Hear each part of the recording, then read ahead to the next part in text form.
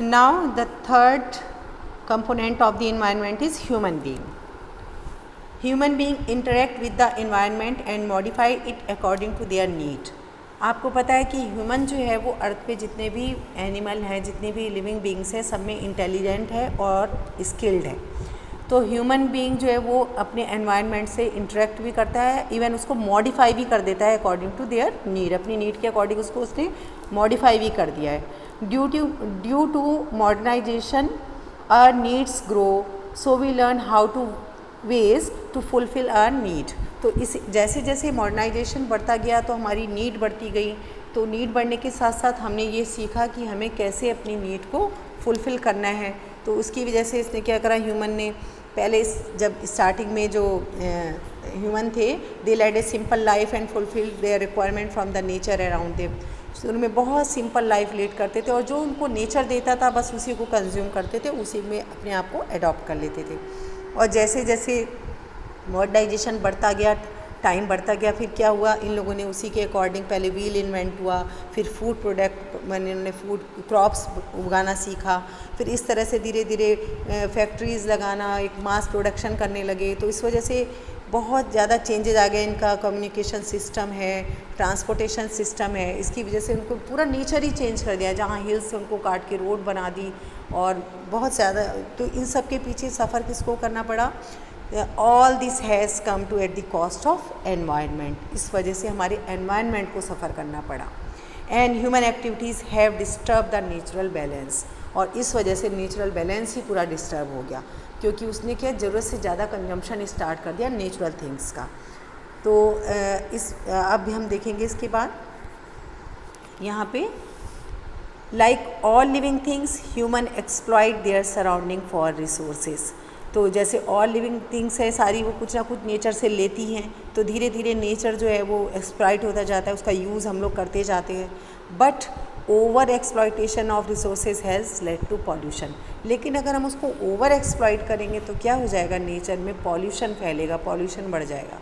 अब बच्चों ये पॉल्यूशन क्या है, तो देखेंगे. Pollution is the addition of substances to the environment that may be harmful to living organism. Pollution मतलब होता है कि जो भी हमारे चारों ओर जो हमारा एटमॉस्फेयर है, जो हमारा एनवायरनमेंट है, उसमें कुछ ऐड कर देना. जैसे कुछ हार्मफुल हम जो हार्मफुल उसमें चीज़ें ऐड कर देंगे, हार्मफुल सब्सटेंस उसमें डाल देंगे, तो वो हो जाएगा पॉल्यूशन. जैसे वाटर है, नीट एंड क्लीन है, अगर हमने उसमें फैक्ट्री वेस्ट डाल दिया, केमिकल्स डाल दिए, कुछ ऐड कर दिया उसमें, तो क्या वो हार्मफुल हो गया. ऐसे ही एयर है, तो उसमें गैसेस का एक कॉम्बिनेशन है फिक्स, जैसे ऑक्सीजन, कार्बन डाइऑक्साइड, नाइट्रोजन, सबका फिक्स कॉम्बिनेशन है. पर अगर हम उसमें बहुत ज़्यादा पेट्रोल, डीजल या कोल को बर्न करेंगे तो उसमें बहुत ज़्यादा दूसरी गैसेस उसमें बढ़ जाएंगी. तो क्या हो जाएगा, उसमें इम्बैलेंस, कुछ ऐड हो जाएंगी गैसेस, तो वो हमारे ब्रीदिंग सिस्टम के लिए, प्लांट्स के लिए हार्मफुल हो जाएंगी. तो यही है pollution. There are different type of pollution such as air pollution, water pollution, noise pollution and so on. And next is deforestation. What is deforestation? Human have been cutting down trees for thousands of years. This process is called deforestation.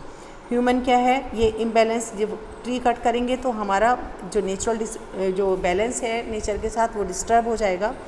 और देखिए आप किस तरह से tree human जो है वो पूरा काटता जाता है, पूरी फॉरेस्ट मशीन के थ्रू 1 मिनट में उनको सबको बिल्कुल डिस्ट्रॉय कर देता है.